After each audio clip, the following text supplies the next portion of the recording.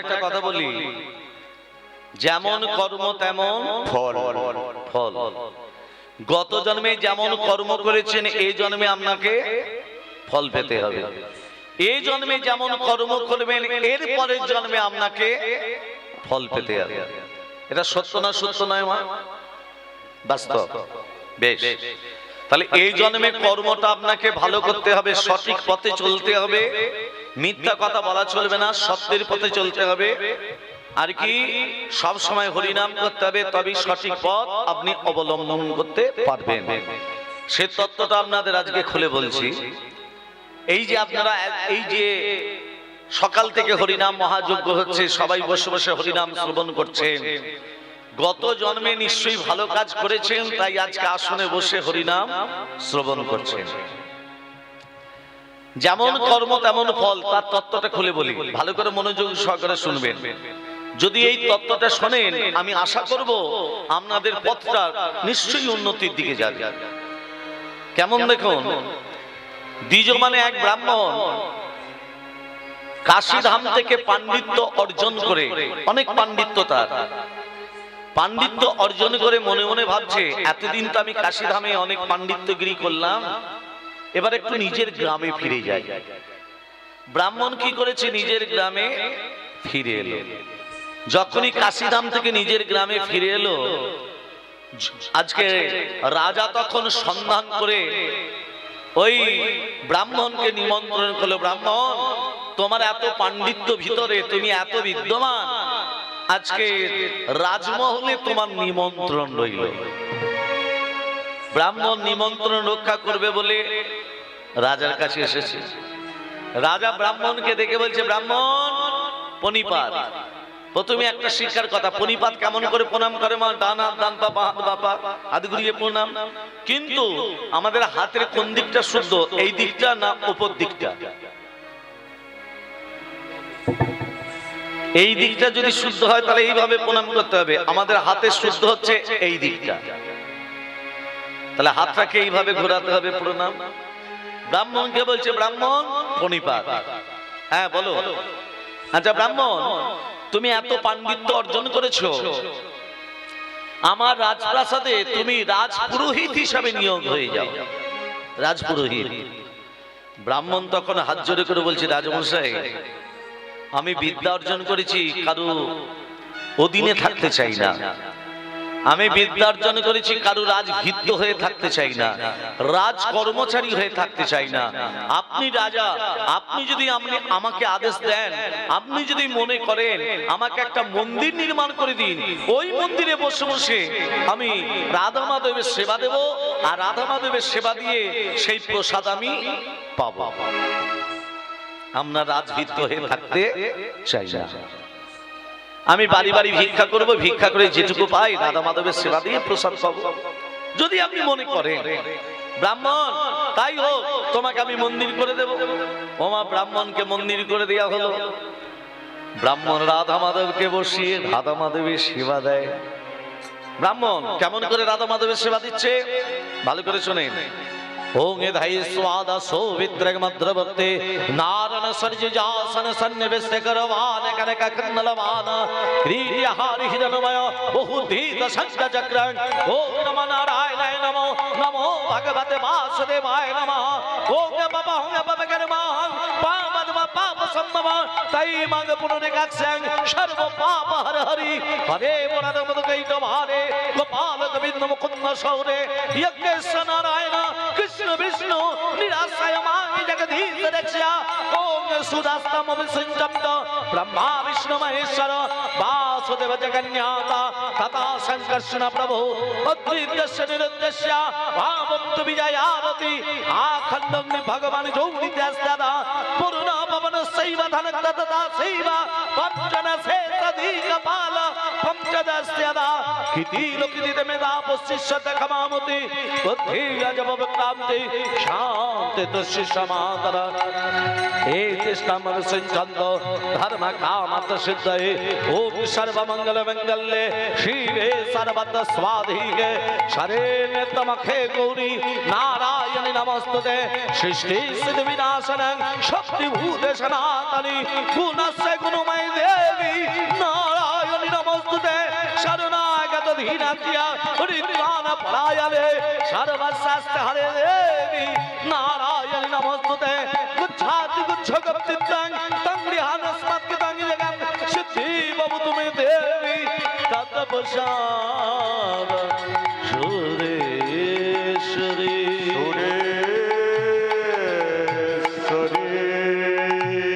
ব্রাহ্মণ কি করেছে? রাজা যখন মন্দির করে দিয়েছে মা, সেই মন্দিরে রাধা মাধবকে বসিয়ে ভিক্ষা করে প্রসাদ পায়, মানে সেবা দেয়, প্রসাদ পায়। এই করে করে ব্রাহ্মণ দেখতে দেখতে দেখতে দেখতে বুড়ো হয়ে গেল, বৃদ্ধ। এদিকে রাজার ছেলে বড় হয়েছে, রাজকুমার, বিয়ে দিতে হবে। সুন্দর দিন দেখে, শুভ দিন দেখে, শুভক্ষণ দেখে বিয়েও হয়ে গেল রাজকুমারের। ফুলসজ্জার রাত্রি, রাজকুমার ঘুমাচ্ছে, রাজনন্দিনী আর ঘর ঘুম আসছে না। কেন বলো তো? নতুন জায়গা, নতুন ঘর, নতুন বর, ঘুম আসবে না, ঘুম আসছে না। পাঁচালি করতে করতে দেখতে পেল একটা জ্যোতি কোথা থেকে আসছে না। ওই তো জ্যোতি, খাটের তলা থেকে জ্যোতিটাকে দেখতে পেয়ে মা টানতে টানতে রাজনন্দিনী বার করে দেখছে একটা তরবারি। রাজাদের ব্যাপার তো মা, ও মা তরবারিটাকে বার করে হাতে করে দেখতে দেখতে, হাত ভারী তরবারি তো, ভারী তরবারিটা দেখতে দেখতে হাত থেকে যেই পড়ে গেছে একেবারে রাজকুমারের গলায়। শেষ, বইয়ের হাতে স্বামী খুন। পড়লো রাজকুমারের গলায়, পড়তে না পড়তে একবারে দুখণ্ড। মনে মনে ভাবছে সকাল যখন হবে রে বাবা, একমাত্র ছেলে বলে কথা, রাজা তো জানতে পারবে আমার গদ্দানা থাকবে, স্বামীর সঙ্গে আমাকে মরতে হবে। সকাল হয়ে আসছে, ভোর হয়ে আসছে। ওমা সেই বুড়ো ব্রাহ্মণ, সেই বৃদ্ধ ব্রাহ্মণ কুয়ো থেকে জল তুলে স্নান করবে বলে, কুয়ো থেকে জল তুলে স্নান করবে বলে কুয়োর কাছে এসেছে। আহা, যেই স্নান করবো বলে জলটিকে তুলেছে, রাজনন্দিনী দেখতে পেয়ে বলো বাঁচাও বাঁচাও বাঁচাও বাঁচাও বাঁচাও। সমস্ত প্রহরীরা ছুটে এসে বলছে রাজনন্দিনী কি হলো? বলছে আমার স্বামীকে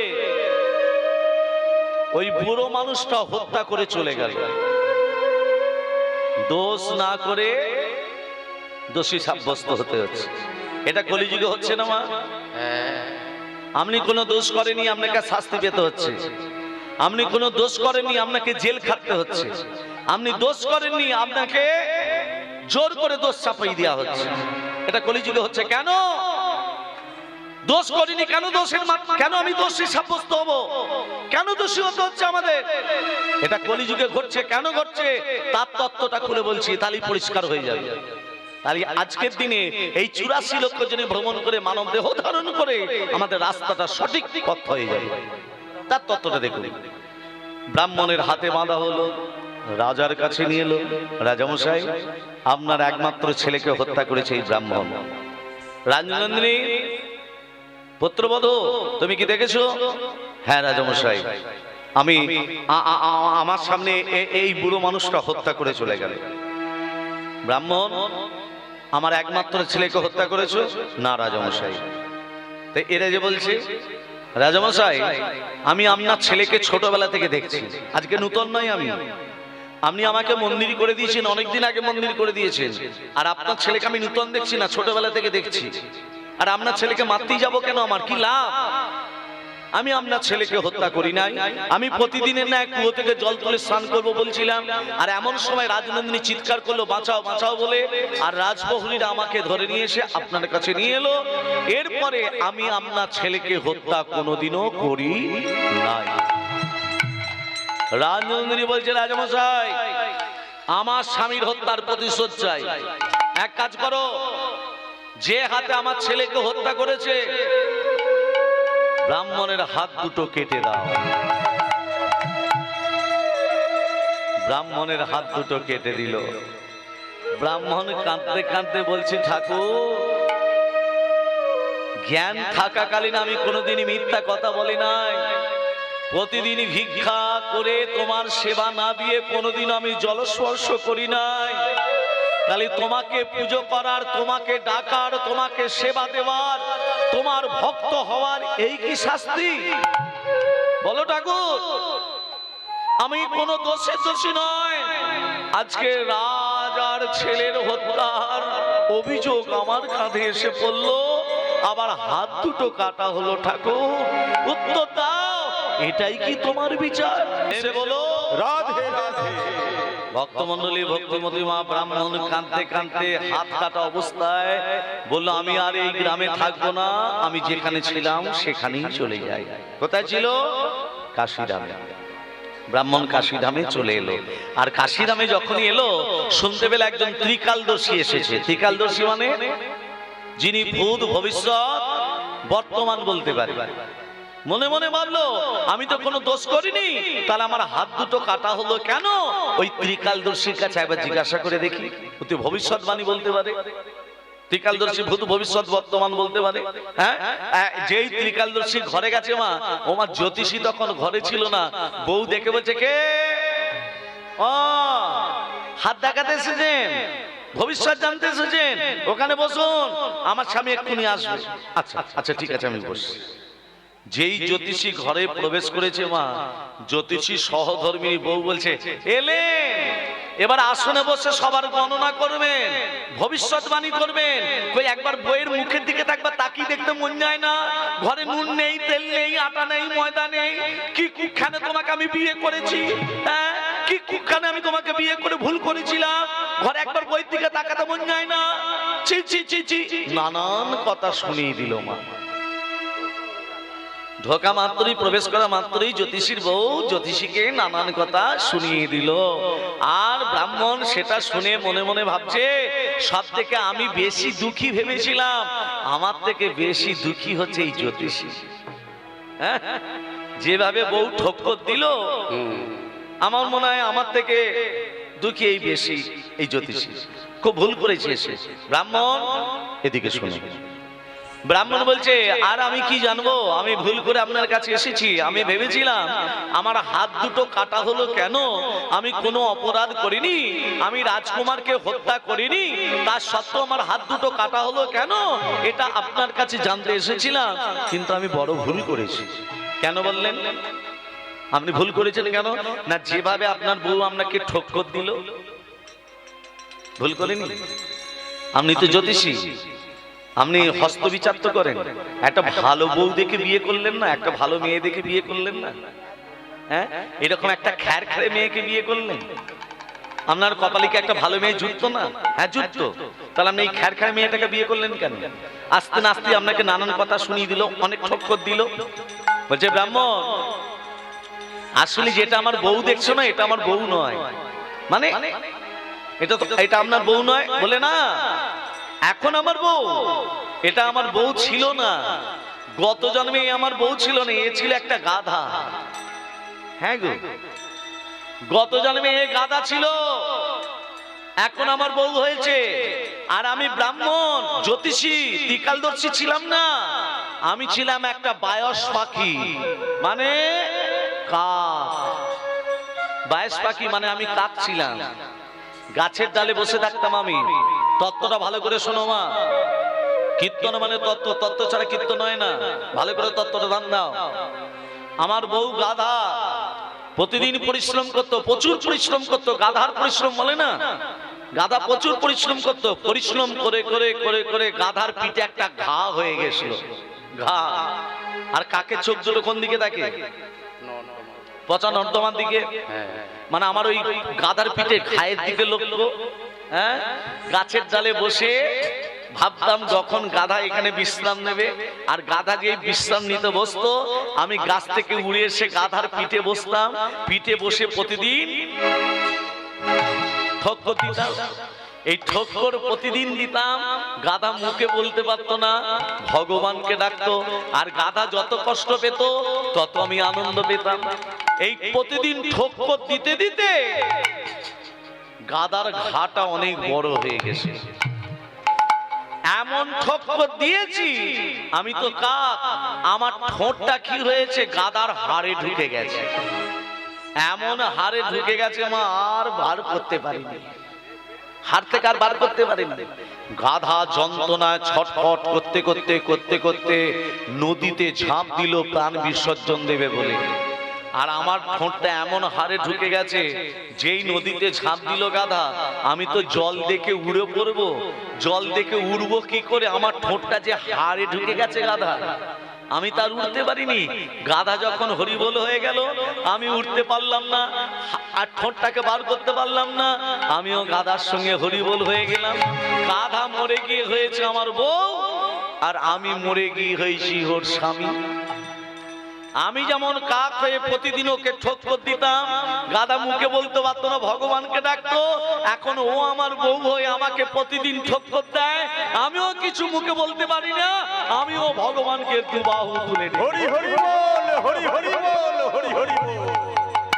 তাহলে কি বুঝলেন? যেমন কর্ম তেমন ফল।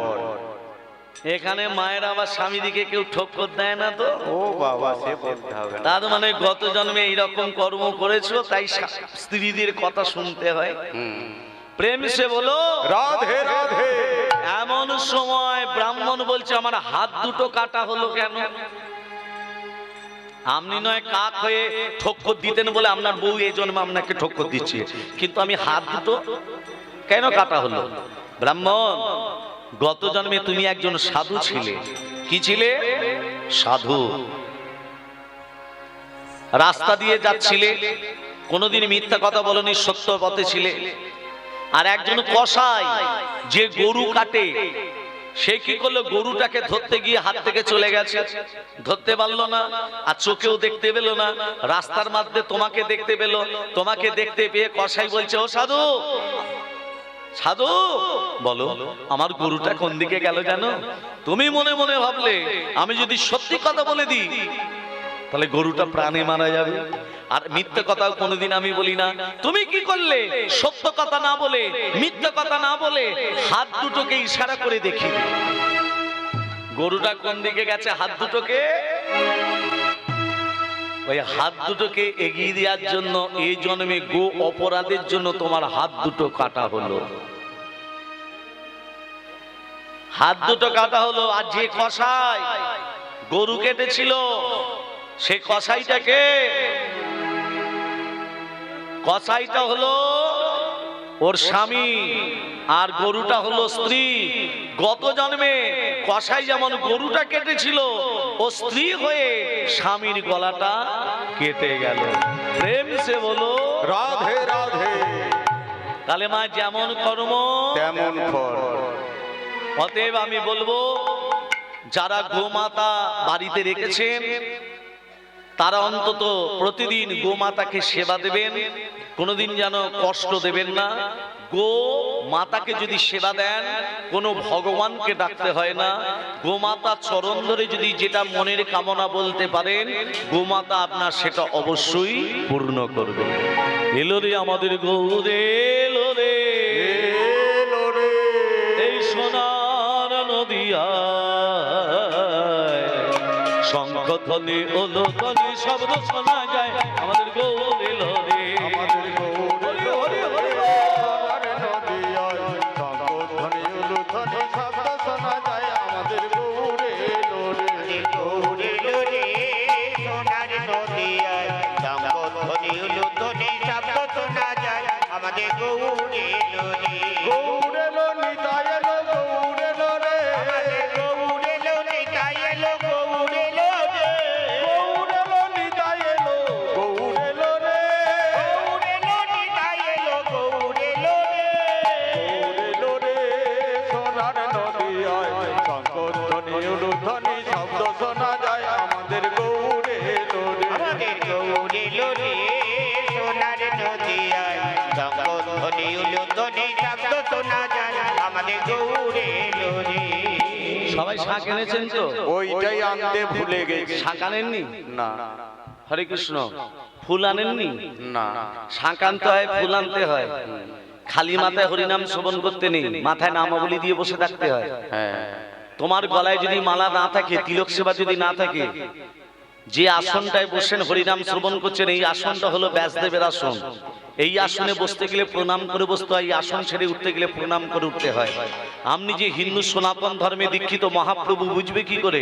ওই জন্য যেখানে যেখানে হরিনাম যজ্ঞ হয় কপালে কপালে গোপীচন্দন পরিয়ে দেয়। কেন দেয়? মহাপ্রভুকে বুঝিয়ে দেয়, প্রভু এ তোমার ব্যাসদেবের আসনে বসেছে, একে উদ্ধার করার জন্য লাগবে। তোমার গোপীচন্দন পরে আসনে বসেছে, অন্তিম দিনে বিছানায় পড়ে যেন ছটফট না করে, অন্তিম দিনে যেন নিতাই গৌরের চরণ প্রাপ্তি যেন লাভ করে। নিতাই শান্তিপুর ডুবু ডুবু নদে ভেসে যায়, শান্তিপুর ডুবু ডুবু নদে ভেসে যায়, শান্তিপুর ডুবু ডুবু নদে ভেসে যায়, শান্তিপুর ডুবু ডুবু নদে ভেসে যায়, শান্তিপুর ডুবু ডুবু নদে ভেসে যায়, ফুল ভাঙিয়া ঢেউ আসিয়া লাগলো গোরার গায়ে, ফুল ভাঙিয়া ঢেউ আসিয়া লাগলো গোড়ার গায়ে, গৌর এলো রে সোনার হরি হরি হরি বল। ধ্বনি শব্দ শোনা যায়, আমাদের গৌর এলো রে। আমাদের গৌরে লোরে সোনার নদিয়ায়, শঙ্খধ্বনি উলুধ্বনি শব্দ শোনা যায়, আমাদের গৌরে লোরে, গৌরে লোরে, গৌরে লোরে। আজকে এই কি রে বিচার রে মো, এই কি রে বিচার, এই রে বিচার রে মন, এই রে বিচার, আমি কোন দোষে দোষী রে আমায় অকুলে ভাষাই রে, এই রে বিচার রে মন, এই রে বিচার, এই রে বিচার রে মন, এই রে বিচার। আমি কটাই জীবন অন্ধকারে, আলোর দিশা নাই,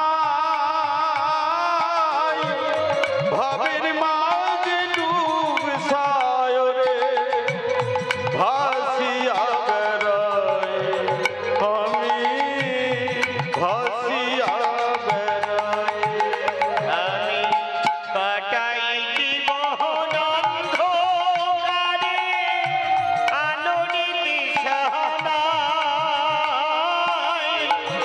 ভবের মহতে দুঃখী সাগরে ভাসিয়া বেড়াই, আমি ভাসিয়া বেড়াই।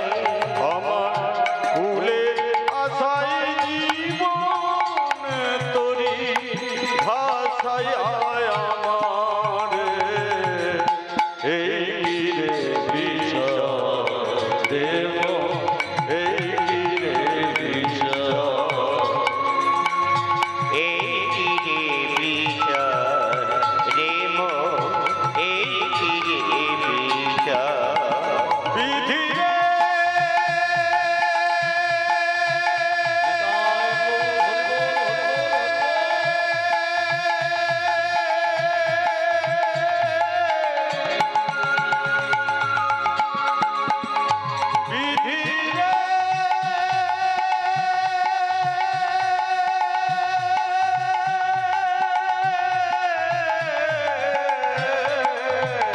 বিধি রে বিধি রে বিধি রে বিধি রে প্রেম যাহা কোনো কালে বর্ণিত হলো না, সত্যযুগ গেল, ত্রেতা যুগ গেল, দাপর যুগ গেল, বর্ণিত হলো কখনো মা কলিযুগে।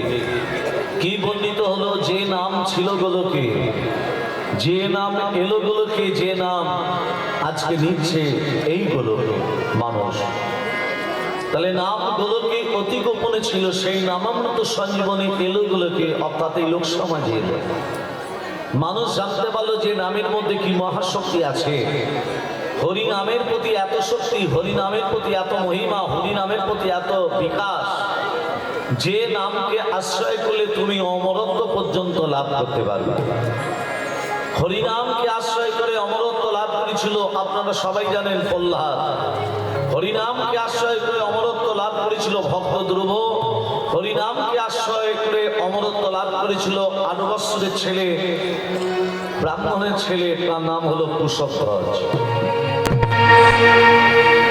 তাহলে দেখুন হরিনামের গুণে অমরত্ব লাভ করা যায়, কিন্তু কলিযুগের মানুষ আধার নেই, নামের প্রতি আধার আমাদের নেই।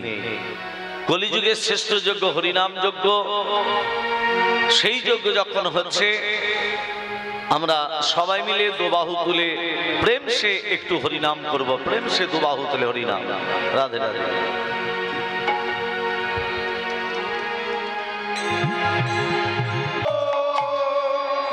সবাই মিলে হাত তুললাম, সবাই মিলে হরিনাম দিলাম, কিন্তু মহাপ্রভু তাতেও বলছে বলা হলো না রে, বলা হলো না রে। কেন বলা হলো না? এত সুন্দর হরিনাম মহাযজ্ঞ, হাত তুলে হরিনাম করলাম, বলা হলো না? আরে কেমন করে বলতে হবে? জিহ্বা দগ্ধ পরাণে না, পরাণে না, হস্ত দগ্ধ পরোধনে, পরোধনে, মন দগ্ধ পরস্ত্রীনা, পরস্ত্রীনা, ভময়ন্তী মুহুর্মুহুঃ। তত্ত্বটা কি বলছে দেখুন, জিহ্বা দগ্ধ পরাণে না, জিহ্বা আমাদের রসনা বলছে এই আমরা হরিনাম করব না, হরিনাম না করে কি করবে না জিহ্বা দগ্ধ পরাণে না, যত পরের খেতে পারবো ততই ভালো, তবু হরিনাম করব না। হাতের কাজ করতাল দিয়া, হাত বলছে এই করতাল নেব না, যত পরের সম্পত্তি লুটে পুটে নেব তত ভালো, তবু করতাল দেব না। চোখের কাজ ভগবানের শিরূপ দর্শন করা, সকালবেলা স্নান টান করে ভগবানকে দর্শন করা, এটা আমাদের মানুষের কাজ। কিন্তু আমাদের চোখ বলছে এই নিদ্রাং বাসতং পুরুতে মম, মানে কি নিদ্রাং বাসতং পুরুতে মম, যত বেলা 8টা পর্যন্ত ঘুমোতে পারবো ততই ভালো, তবু সকালবেলা উঠে ভগবানের শিরূপ দর্শন করব না। মনোদগ্ধ পরস্ত্রীনাং, এটা বলতে হবে না, এটা বুঝে নিতে হবে। ওরে মূর্খ জীব, এইভাবে হরিনাম বলে বলা হবে না। কেমন করে বলতে হবে? হরিনাম করো, প্রেম দিয়ে হরিনাম করো। পথ চলিতে আর ধলিতে, পথ চলিতে